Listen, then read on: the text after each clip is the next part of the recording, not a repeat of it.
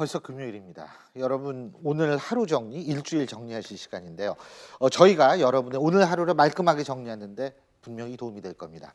자, 그러면 오늘 정치, 경제, 사회, 연예계 이슈까지 다양한 이슈 함께해 주실 네 분 스튜디오에 모셨습니다.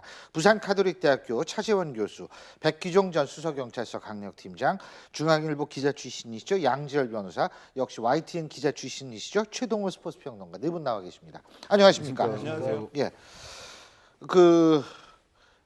점심 먹은 얘기부터 하죠. 오찬 회동, 그죠? 오찬 회동 간단히 얘기하면 딱 두 가지입니다. 유승민 의원과 35초 동안 만나서 무슨 얘기를 했을까? 또 하나는 서청원 전 대표를 만났다. 이 딱 두 가지거든요. 어떻게 보십니까?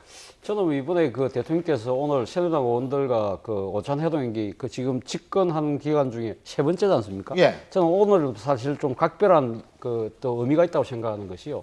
지난번 총선에서 이 여당이 참패를 하지 않았습니까? 그때 총선 민심이 이 지금 당내 계파 갈등으로 인해서 보수 정당이 스스로 무너지는 거기에 대한 그 지지자들의 실망이 상당히 묻어있던 것이 이번 총선 결과였는데, 그런 모든 것을 감안했을 때 대통령께서는 아무래도 당내 계파의 그를 초월해서 지금 당과 정부가 하다가 혼연일체가 돼서 지금 이제 또 국정 현안이 상당히 많지 않습니까?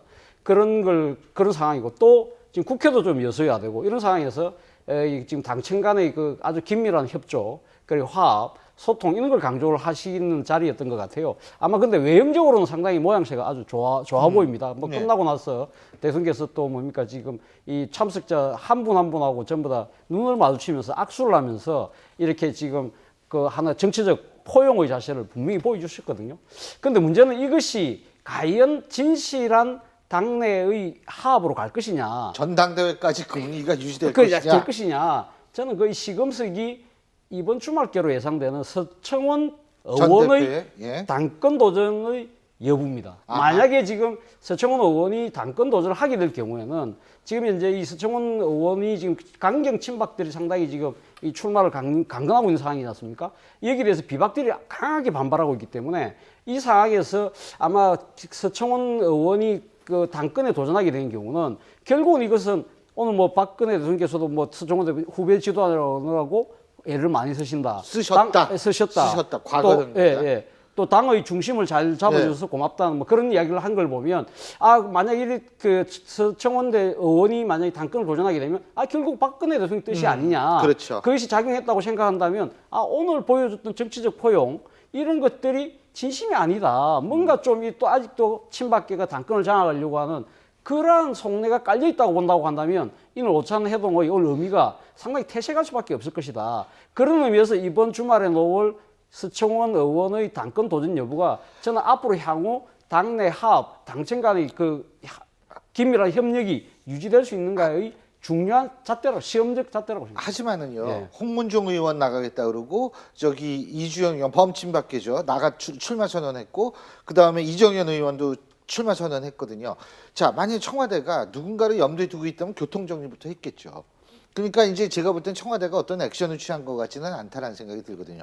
왜냐하면 지금 뭐 너도 나도 나가겠다 그러니까, 그렇지 않습니까? 근데 이제 지금 이제 당내 지금 전당대회 룰에서 컷오프 제도를 도입하겠다는 예. 거 아닙니까? 당 대표가 지금 먼저 당 대표 따로 뽑고 최고위원 따로 뽑는데, 그렇다고 5명, 6명, 7명 이렇게 많이 놓을 수는 없으니까 예. 아마 제 생각에는 아마 한 4배수 아니면 5배수 정도로 정리를 한다고 한다면, 그럼 비박계가 한 2명, 그럼 친박계가 한 3명 정도가 나온다고 한다면, 그 상황에서 만약에 서청원 의원이 당대표에 도전하게 될 경우에는 결국은 친박계가 어느 한쪽으로 자연스럽게 정리가 될 수 있는 그런 상황도 예상할 수 있거든요. 예. 근데 그렇게까지 돼버리면 예. 너무나 큰 정치적인 여파가 걱정하시는 것처럼 불어날 것이고, 오늘 상황을 봤었을 때는 박근혜 대통령께서 저렇게 유승민 의원과 만나는 자리에 다들 가장 큰 관심사가 처음에 말씀하신 것처럼 오랜만이에요. 이게 유승민 의원 빠졌어요, 지금. 만날 건다는데, 거기서 오랜만이라는 얘기를 아무 일도 없으셨다는 네. 듯이 그렇게 하셨지 않습니까? 게다가 지역구에 있는 현안에 대해서까지 질문까지도 했었고, 또 그 얘기를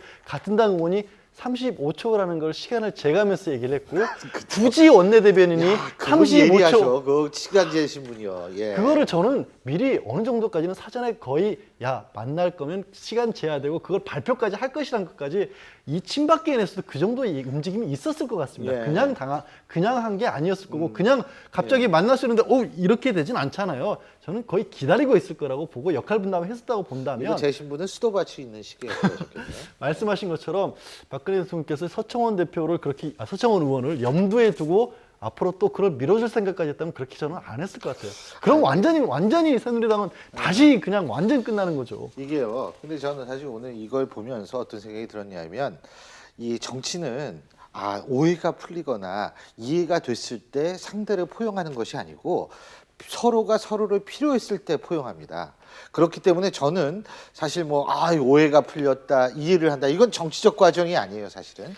정치적 과정으로 본다면 필요성이 생겼나? 서로 이런 생각이 솔직히 들었습니다. 그렇죠. 총선에서는 결과가 굉장히 안 좋았죠. 박근혜 대통령께서 재임 후반부로 넘어가면서 이 총선 여소야대 정국을 어떻게든지 간에 당의 협조 없이는 안 드러난다는 상황이고 그래서 유승민 의원은 복당까지 있는데 여기서 또 등을 지는 모습을 보여준다? 그럼 나머지 후반기에 전혀 동력이 없어져 버린 거예요. 차라리 유승민 의원이 강조하는 것처럼 자연스럽게 후반을 새누리당 쪽에서 이어갈 수 있게끔 계기라도 만들어주는 그런 상황으로 끌어야죠. 공교롭게도 오늘이 그 유승민 의원이 그 작년에 그 국회법 파동으로 해서 원내대표로 물러난 지 딱 1년이 된 날. 오늘 1년이 된 날인데 아주 공교롭게도 그래서 어쨌든 간에 그 박근혜 대통령 입장에서는 유승민 의원과 좀 이 쌓여있던 정치적 앙금을 털 수 있는 좋은 계기는 만든 것 같아요. 만든 것 같은데 지금 아까 저는 지금 박근혜 대통령께서 지금 서청원 의원의 당권 도전 여부를 강하게 푸시하고